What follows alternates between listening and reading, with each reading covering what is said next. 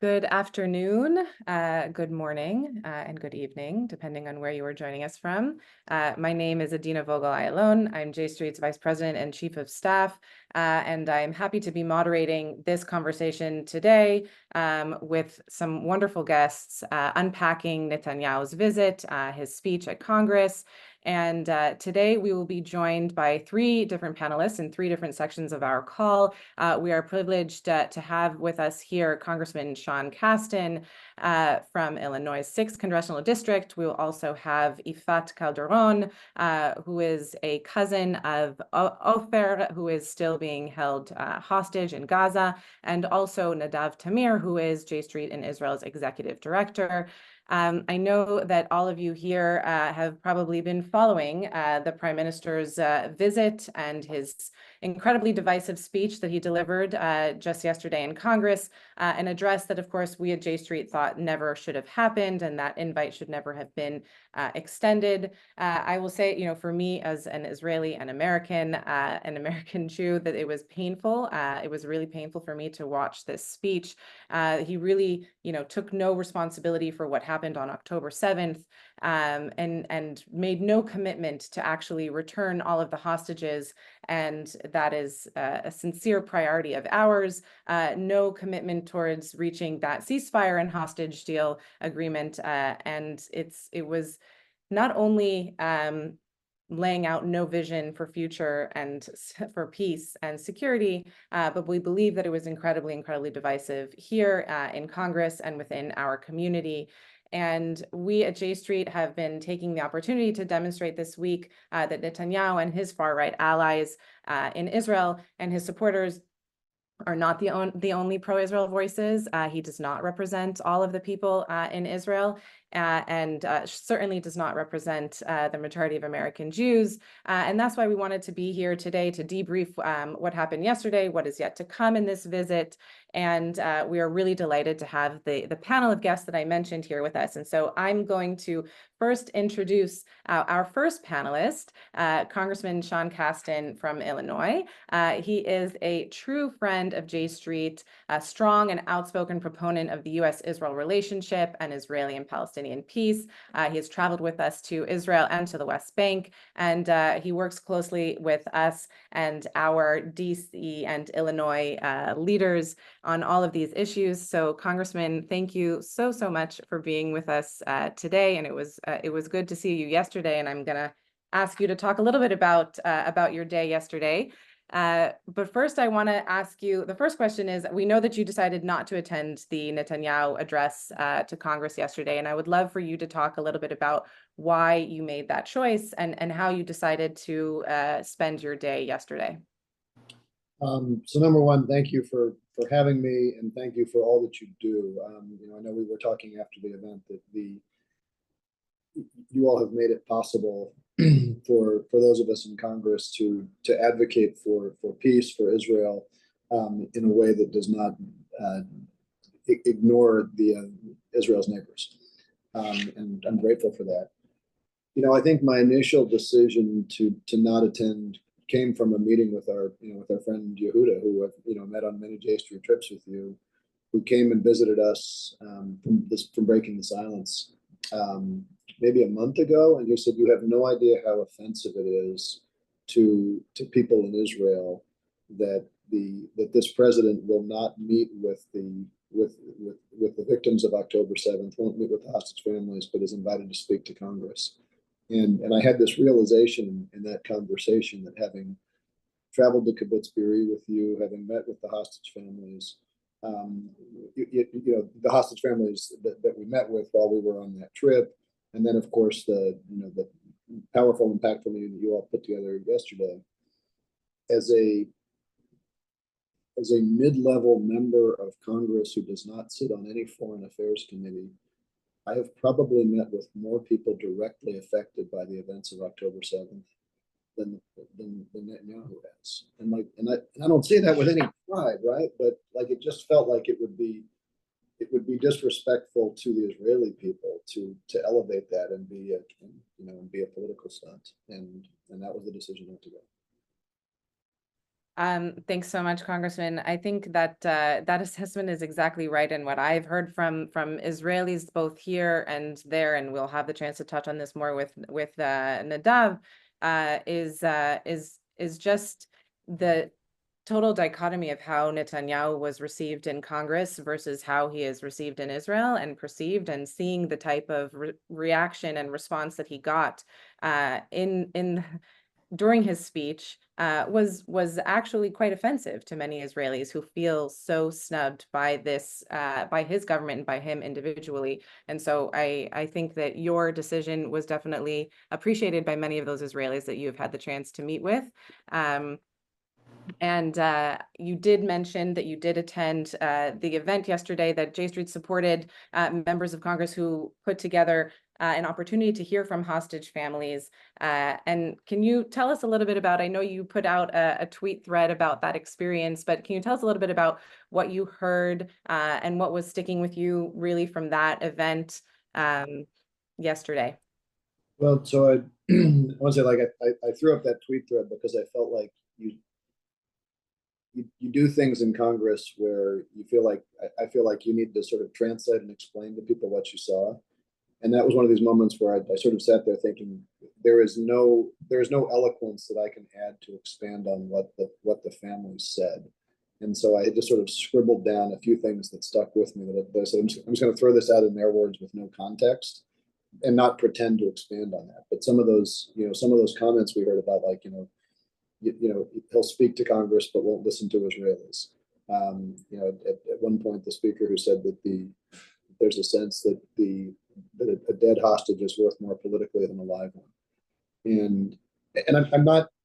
It's not my place to judge that or to opine on that or to suggest that that's the view of every hostage family, but just to acknowledge that that's a real view. And I must say, what's hard, and I've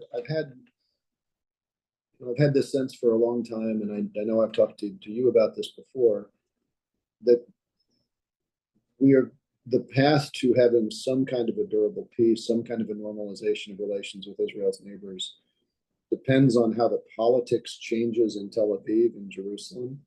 And so much of the way that we talk about Israel as members of Congress is designed to affect the view of Washington or our districts back home. And those are just really, really different things. And I hope we can do more to elevate those hostage families' voices, because I think for American people to hear that there's this large community of people in Israel who do not only not support what Netanyahu is doing, but actually like are as articulate in deeply personal ways about what those actions are doing to the prospects of a durable peace. And the one thing I just want to add on that is we shouldn't lose sight of the fact that while that Netanyahu address was going on, we're getting alerts in Congress, even those of us who weren't there, stay away from Union Station. There's protests there. There's people being arrested. There's people dressed up in Hamas outfits, burning flags. And just as an aside, like, I have no idea what political consultant said that the way to persuade people to your cause is to burn the American flag in Washington, D.C. It's really bad for American politics. But this morning I had breakfast unrelated with Yusuf Al-Otaiba, the ambassador of the United States from UAE. And we were talking with him about what's your view of seeing what happened yesterday. And he said, it is shocking to the Arab world to see such American opposition to an Israeli prime minister.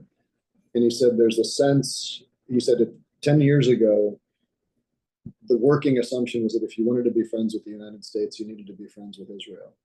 And we're now looking at what's happening and saying it's not clear that that's true anymore, right? And this is a guy as a partner in the Abraham Accords. This wasn't someone who was like at all anti-Israeli, but he's sitting there saying, like, the reality of what Netanyahu said was not constructive because it didn't signal to the Arab world that there's any understanding of the humanity of the Palestinian people or path to peace. But meanwhile, what happened outside of the capital signaled to people who want to be partners for that peace that it's not really clear that you have to worry so much about the rock solid U.S. relationship with Israel, and that's also a problem, right? 100%. And I think, for those of us that really do care about a constructive and important US-Israel relationship, what I think was so painful from yesterday is just seeing how Netanyahu has done such damage to that strong and important US-Israel relationship.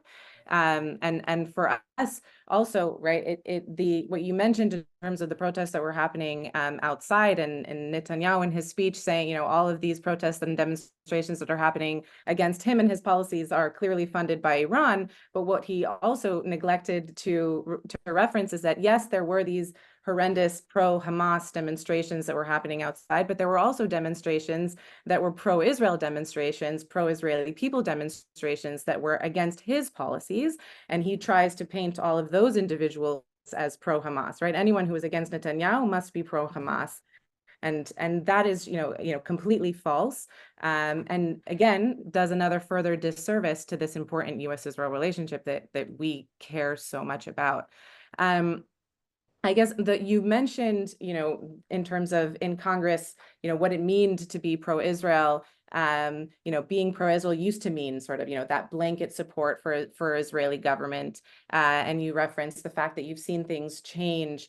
Where do you see things stand today amongst your colleagues? How do you see people who want to stand with Israel but in opposition to the Israeli government policies? How do you see that playing out in Congress today? Um, I suspect a lot of the people listening have heard me talk before, and I hate to replay my greatest hits, but my views haven't changed, so maybe I should just repeat my greatest hits. There is a tension in Congress that within the Democratic Party, there are members who are opposed to the Zionist ideal, and they can speak out on that without fear of retribution as long as it doesn't trip into anti-Semitism. Within the Republican Party, there are members who are deeply anti-Semitic, and they are allowed to speak out as long as it doesn't trip into anti-Zionism. And I think Netanyahu understands that. I mean, the fact that he met with all those evangelical leaders while he was out here, who can't wait to get raptured, says that he deeply understands that and is playing to that very sort of Zionist ring. And I think there's, again, credit to you all, but I think we can have that conversation about that distinction in ways that were harder before. I also think, and I've said this before, but why improve on wisdom?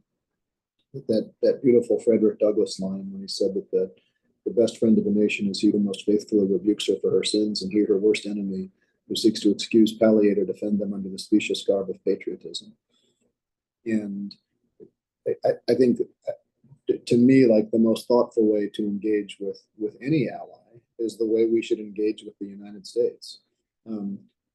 Donald Trump is not a good person just because he was the president of the United States, right? We make our country better by insisting on not only like reminding ourselves of our values, but forcing our country to live up to those values. The founding values of Israel have also probably never been fully lived up to by any prime minister. But Israel's at its best when it's articulating those values and pushing itself towards those values. And as a friend of Israel, we need to be, equally strong in pushing back when they're not. And I wish there was space across the aisle to also have that view of friendship, right? As opposed to just the reflexive, we are not going to do anything to question whoever the current prime minister is, whoever the current Ministry of Finance is. All actions are acceptable, just because it's dangerous. I mean, one of the other things that Alo Taiba told us this morning, we asked him, what's the view?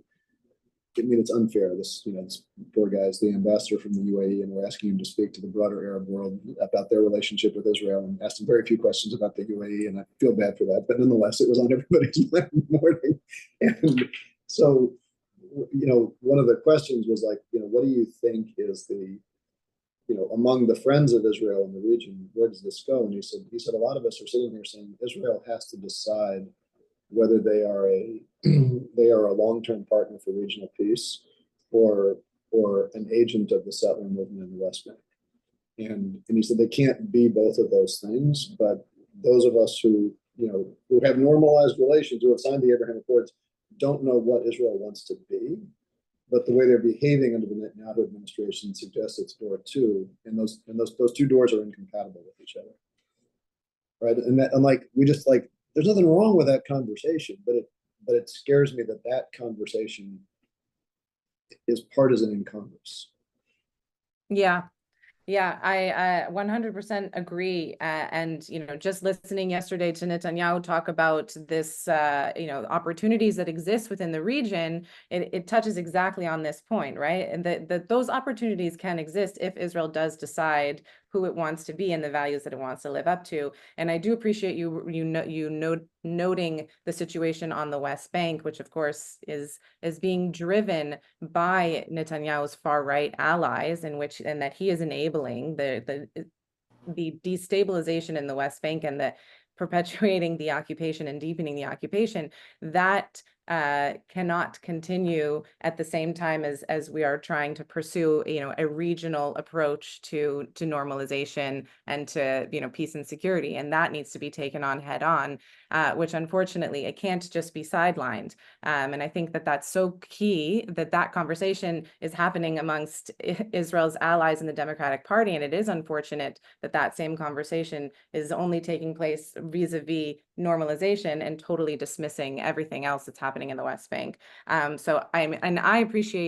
We appreciate your voice in Congress and continuing to lift up that connection and what it is to be sharing those true shared values, right? Upholding democracy, making sure that we're upholding democracy in the United States and making that a central value of the U.S.-Israel relationship. Do you have any last words for our viewers before you head off? I know we've taken up some of your time, and before we move on to the next panelist. No, I think just tremendous gratitude for what you do. The trips you provided, the education, the resources who come to the Hill, the always insightful and always Chinese food dinners with whoever Jeremy and crew show up with, and the staff resources as well, because I think you enable Congress to be better, and thank you for that. Thank you so much, Congressman, and thank you for your leadership and for your friendship, and we will be in touch and continue to support you and all the wonderful work that you're doing in Congress. Thank you so much. Thank you, Adina. Take care. Take care. All right, so now we are moving on to our next panelist, who is Ifat Calderon. She's an Israeli designer and stylist, but over the past 9 months, she has put her life on hold to focus on bringing her cousin Ofer and the rest of the hostages back home. He is more than a cousin to her. He is a dear friend, and she's committed to doing everything to saving him and bringing him back home along with the other hostages. She has also established the Mother's Watch organization and leads the Begin Gate protest movement of fellow hostage families, which calls for an end to the war and a secure hostage release deal. Her advocacy, along with fellow hostage families, has put her at odds with Prime Minister Netanyahu, who they say isn't genuine about the prospects of a deal and has repeatedly vowed to continue the war. So Ifat, thank you so much for being with us today. And I want you to tell us, you are here in DC, you are here together with other families. Can you tell us a little bit about your cousin and also why you traveled to DC this week? Yes. So Ofer Calderon, my cousin, he's 53 years old. He's living in kibbutz in Nir Oz. He was with his 2 children on the 7th of October, while the Hamas came over and actually burned his house. That's why he told his children, let's jump from the window in the safety room. And that's what they done. They were hiding till 8:30 in the morning, and then in the evening, the first video that the Hamas has they put it on in a telegram. It was Erez, was the kidnapped of Erez, the kids. Is 12 years old. He's been told that in about 2 hours he's gonna come back home, but actually he came back after 52 days, and the 16 days,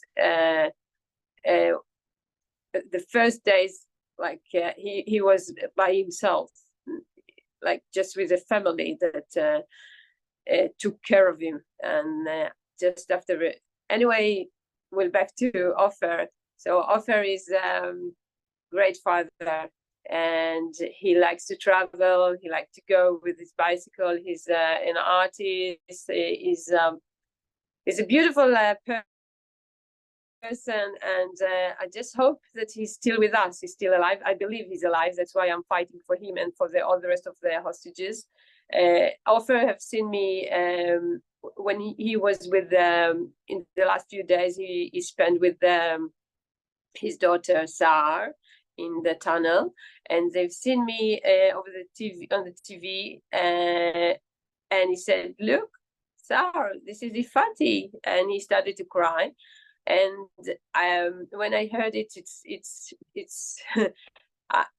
I felt like, you know, it was so emotional, and I was so happy that he's seen me, because then he knows that I and we all fight for him, because we know that I believe they know that they are paying a political price, and Netanyahu prefer his chair,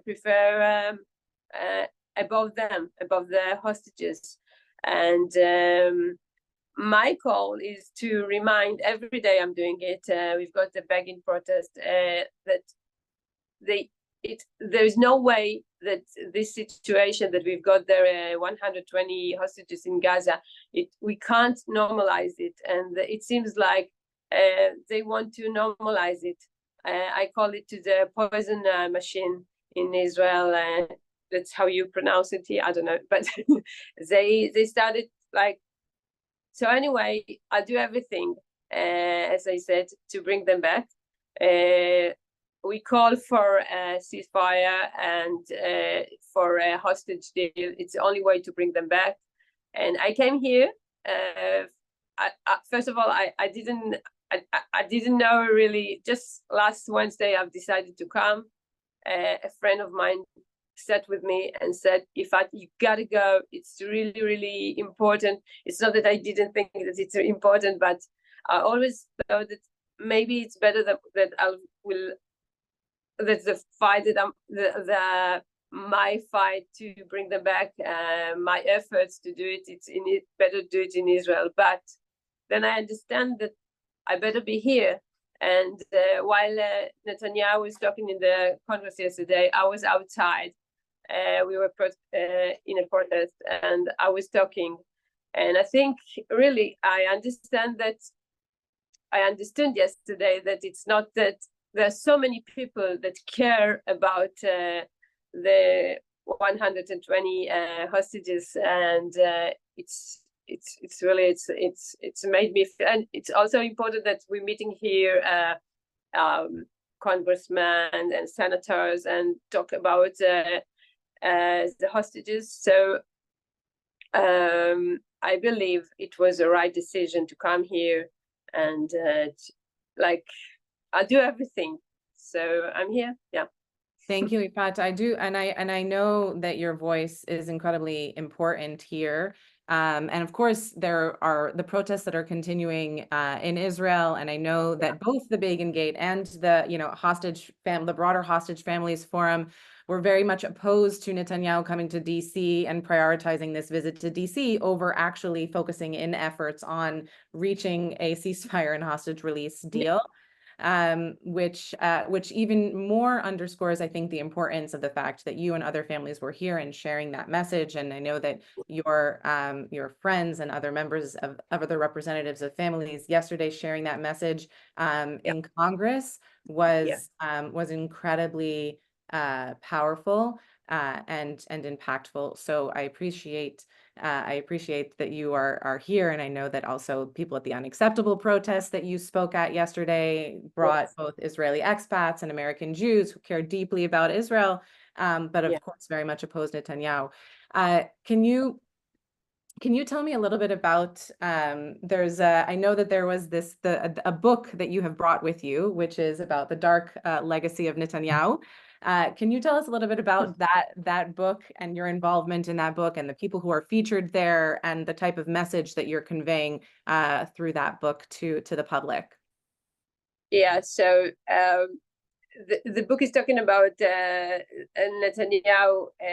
He got the power to secure the release of the 120 hostages. And I always say the keys is in his hand. If he will decide to bring them back, we've got the last chapter to write about it. But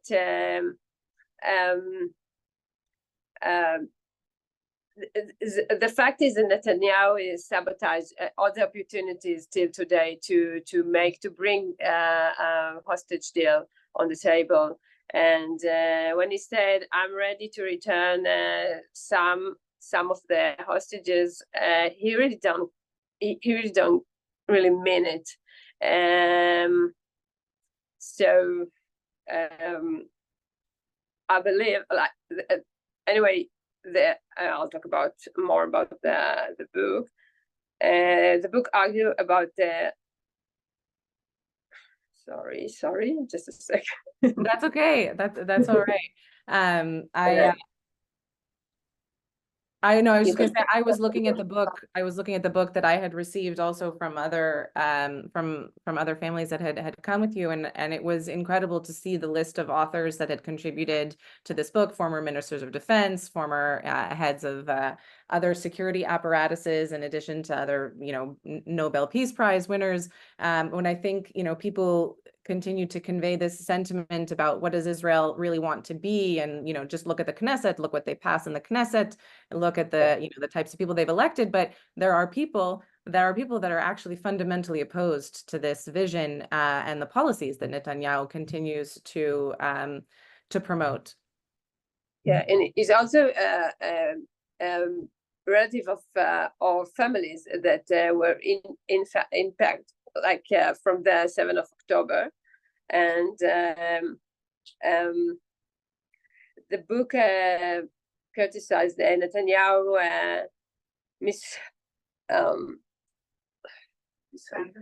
mishandling of the hostages registration, and his failure to secure the deal to bring the hostages home over 9 months, already 10 months. And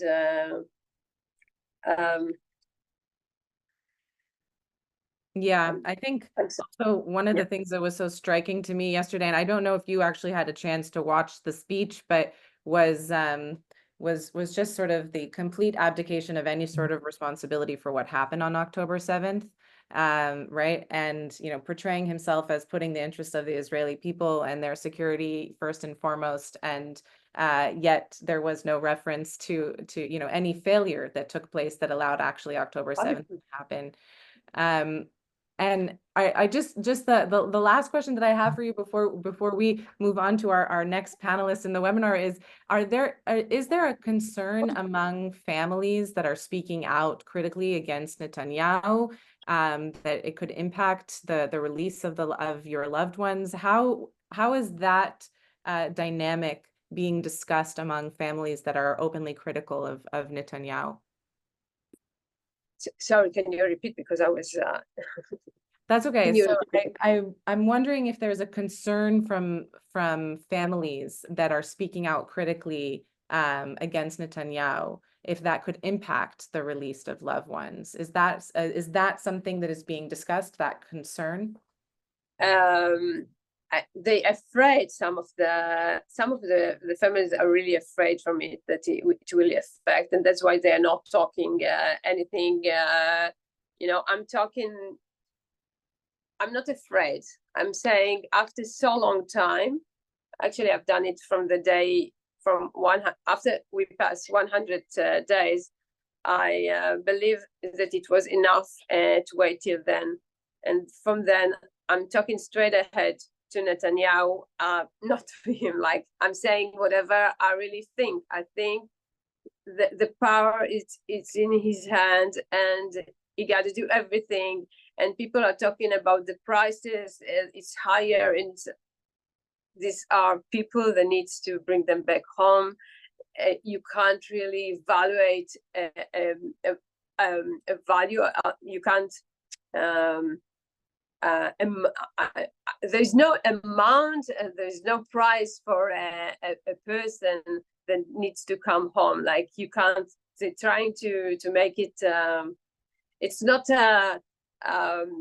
We're not buying a house. Like, we need to bring them back. I don't know if you understood my meaning, but anyway, there are many of the families, maybe most of them, are afraid. We are a couple of families that are not, especially the ones that in Begin. And Sarah Netanyahu has said in a meeting that I had with her and Netanyahu and Bibi Netanyahu on January, she said that we make it worth. We make the price of the hostages to come up, like, because we're talking to the press, and we were amazed from this from her saying it. But anyway, I believe that it's not going to affect if Ofer will come back or not. If I'm saying something about Netanyahu that he doesn't want to hear, if I'm wrong, it's terrible. But as I said, actually, Tami Arad, we all know her. She also wrote to the book, and she said that please go out and fight for your dear hostages, because if you're not going to do it, you'll get back up. She even didn't get the body back, but she said, if you're not going to fight, they will not come back. And we've seen what's his name? What's the name of the hostages? Sorry, that came back after 5 years. Gilad Shalit. Gilad Shalit, yes. Gilad Shalit. His family fight for him from day one till he came back. So I'll do everything to fight for Ofer and all the rest until they'll come home. Ofer did mention to Sar, his daughter, whenever he hugged her before she left, he asked her, please go out and fight for me and for everybody here until I come back home. And so I'm asking for whoever listens to me right now, if you can and you've got the power to affect on Netanyahu, we've got to bring them just in a hostage deal. There is no other way. Military pressure, it's not help. We've seen just 7 people that came back alive with military action, and 10 months later they're not here, and the only way is just the deal. No other way. So just to put pressure, I believe that whoever is here knows exactly what I mean when I say put the pressure on Netanyahu, and we've got to do everything, really. Thank you, Ifat. And just to note, in terms of your reference to Tami Arad, for those that maybe don't recall, she's the wife of Ron Arad, right, who went missing. And so we do, Ifat, we appreciate your courage, your bravery to continue to fight and do everything possible to put pressure to make sure that we do reach a ceasefire and hostage release deal. And we support you and thank you for your voice and your continued courage here in the United States, but of course also in Israel for everything that you are doing. And I appreciate you making the time to be here with us on this webinar. Thank you so much, Yifat. Thank you very much. And if you can Google Dark Legacy, please do it. I'm sorry that I was so clear about it. And thank you. We will book. put the link Yeah. in the chat, Okay. and we'll get it to our viewers. Thank you so Thank much, you. Yifat. Bye-bye. Bye-bye. And now I have the privilege to turn it over to my colleague, Nadav Tamir, who is our executive director of J Street in Israel. Nadav, please give us your assessment of how the Netanyahu visit, the speech, how is that being received in Israel right now? And of course, we know that this is happening in the midst of negotiations. And so while we know that pressure needs to continue to be applied on Hamas 100%, we also have been talking here about pressure on Netanyahu, and I want to understand what the Israeli perception is relating to the negotiations and whether or not Netanyahu is actually genuine in his negotiations right now. So if you can give us a little zoom out assessment of where the Israeli public is at this moment. Sure. So first of all, thank you for doing it, and also thank you for the amazing event yesterday in Capitol Hill, which was, I followed it from afar, but I was really touched by it. Israelis are torn. You have the base of Netanyahu, people that are actually convinced that, there is kind of that ultimate win against Hamas, and if we only keep on fighting, we will eventually prevail.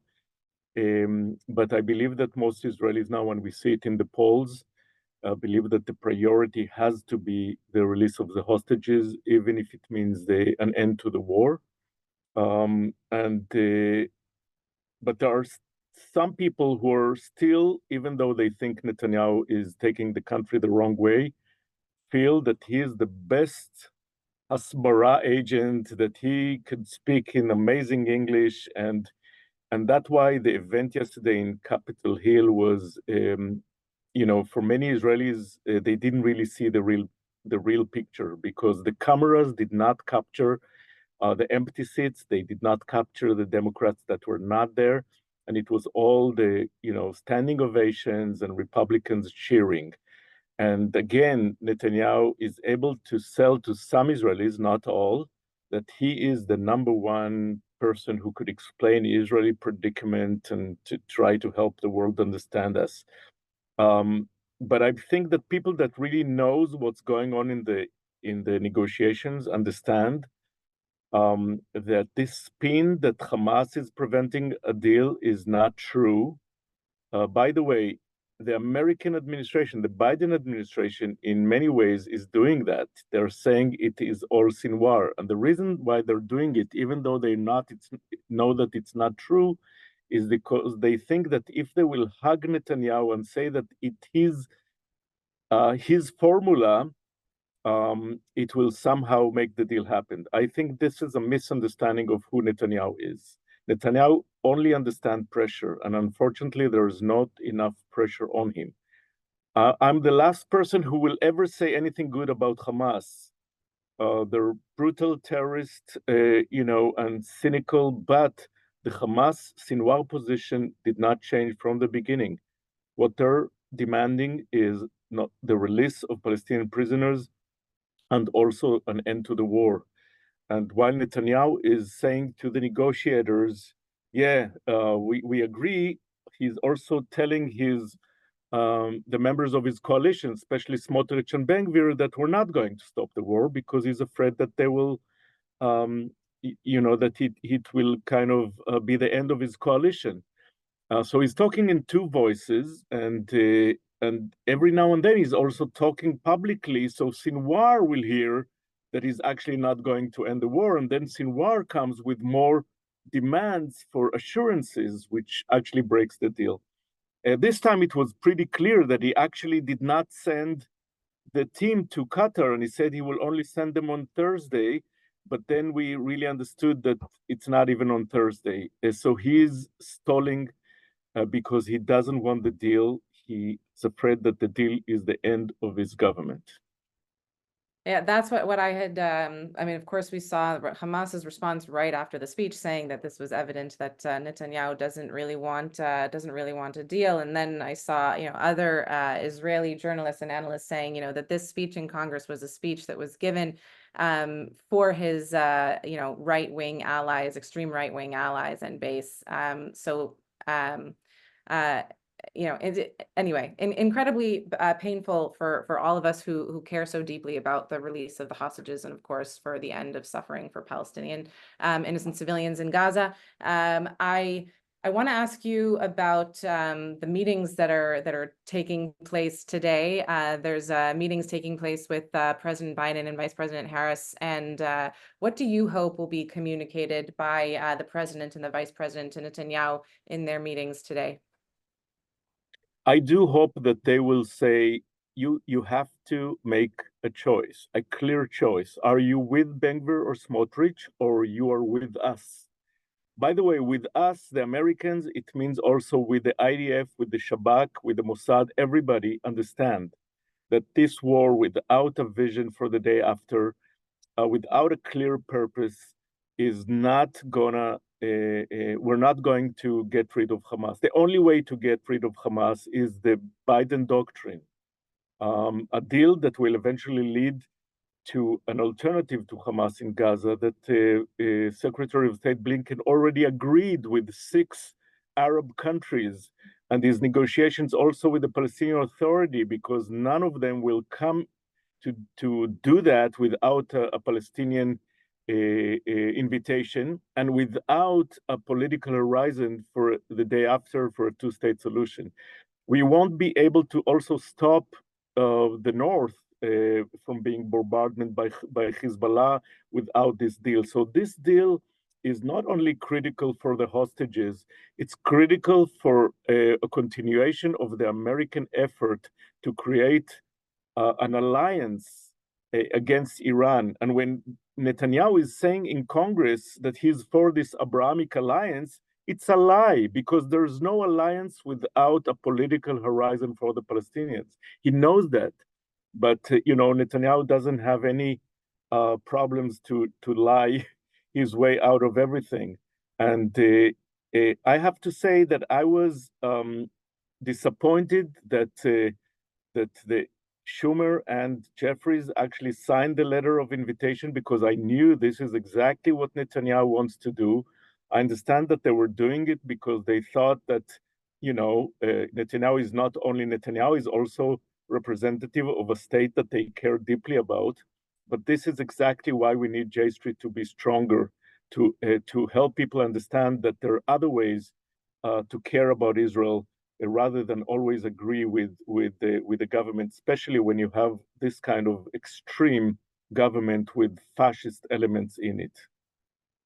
Thanks, Nadav. Yeah, I appreciate you making that connection. It just very much touches on what Congressman Casten was saying relating to his conversation with the ambassador from the UAE to the US about the type of the choice that stands in front of us and Americans, Israelis, and all of us who care about a peaceful and secure future in the region. There's a question in the chat, which is about in the Q&A about what types of actions we can take to make a difference. And I want to connect that question with what do you want Americans and American Jews to better understand about what it means to stand with Israelis and with Israel now? So what does it mean to stand with Israel and Israelis? And also, what are those actions that we can be taking? Well, majority of Israelis do not agree with Netanyahu, do not support this government. Majority of Israelis did not support this government even before October 7th, because of the attempt of this extreme government to dismantle our democracy. So this kind of instinct that people think that supporting Israel is supporting the government no matter what is a huge mistake, because what we really need is an Israel that could be an American ally, that could really represent the values of the majority of the Jewish community. And this is not the Netanyahu Israel. This Israel exists. I'm part of it. It's the people who are demonstrating every day of the week in begging for the release of the hostages, and every Saturday night for elections. It's the people who care about Israel maintaining its values from the declaration of our independence, that we're not only a homeland for the Jewish people, we have to be a liberal democracy. So I do believe that Americans should understand that sometimes the best way to support a country is to understand when the leaders is taking the country in the wrong way. Just like supporting Navalny in Russia is the right way and not supporting Putin. Just like supporting Mandela in South Africa was the right thing to do. And I know people are uncomfortable with comparisons. I'm not saying every comparison is exactly one-to-one, but this is the right time in Israel to understand that supporting Israel is not supporting the Netanyahu government, but supporting the liberal Israelis that are demonstrating against Netanyahu. Well said. Well said. And I think it's so important also that Israelis see the partners that they have here in the United States and see them visibly standing beside them. And that's why I think it was so difficult for many Israelis to be watching the speech yesterday and seeing the type of reception that Netanyahu got, because it is just, completely an alternate universe to what exists in Israel in terms of his approval rating and disapproval among many Israelis. And our allies need to see us in America, our allies in Israel, and need to see us in America standing with them. And I want to ask you about the Trump Netanyahu meeting that is coming up as well. And I saw that just today, I believe that Trump said that we have to end this war quickly and release the hostages. What do you think will transpire in that meeting with Trump and Netanyahu, and what concerns you potentially about that meeting that is taking place this weekend? Well, I think that so many Israelis don't really understand who Trump is. They think that Trump is a great friend of Israel because he moved the embassy, because he went, he stopped this agreement, the JCPOA with Iran, which history actually showed that it led Iran to be almost a nuclear military country. In the case of especially this Trump, because I think that the former Trump administration, and that's why he actually chose Pence to be his vice president, was more Trump of the evangelical Christians, which kind of support Israel for the wrong reasons, because they want, Jesus to be back and all of us to either die or become Christian. This time he chose J.D. Vance because he's not with evangelicals. He chose the isolationists, those who don't want to be the leaders of the free world, those who don't want any alliance. And it's not only Ukraine and the Baltic states and South Korea and Taiwan who's going to be in anxiety if isolationists control America, but Israel should be the first to understand that Trump would not care at all about Israel. It's true that Trump want this war to end, not because he cares about the suffering of Palestinians in Gaza or because of the hostages. He just don't want to deal with it. And the alternative is the Biden administration, who came to our help from day one, who was our father figure when we were left alone. And Trump is not our friend. Biden and hopefully the next president, Harris, will be our friend. But the real friend, the friend who care not only about their constituency, but really want to lead the liberal democracies of the world and really understand the importance of the Israel-US relations. So I think Netanyahu believes that his kind of non-liberal views are more compatible with Trump, but he completely misunderstands that Trump is not a good friend of Israel. Maybe tomorrow Trump will explain him that. But our job as representative of the majority of the Jewish community who believe in Israel as a liberal democracy is to make sure Trump never gets to the White House, not only for the future of American democracy, but for the free world and for the US-Israel relations. Again, very well said and very much representative, of course, of the J Street view and approach to the upcoming elections. And you know, the stakes are so incredibly high here in the United States, and also for the world, for the Middle East, and of course for Israel and the future, a secure and peaceful future for Israel. I want to thank you, Nadav, for being here to help us make sense of this, just what's been happening over the past few days and what will happen over the next couple of days. And I want to thank again the panelists that joined us earlier in the call, Ifat Calderon and Congressman Casten, for really standing up to what it means to really center the release of the hostages, which is so important right now, and of course also to bring to a ceasefire and also be able to start the process moving forward to build a constructive, peaceful and secure future in the Middle East, according to Biden's framework that he has laid out. Thank you all for being with us on this call, and you can listen to the conversation as a podcast also in the link that was dropped into the chat. And I wish you a good afternoon. Thank you all. Thank you, Adina.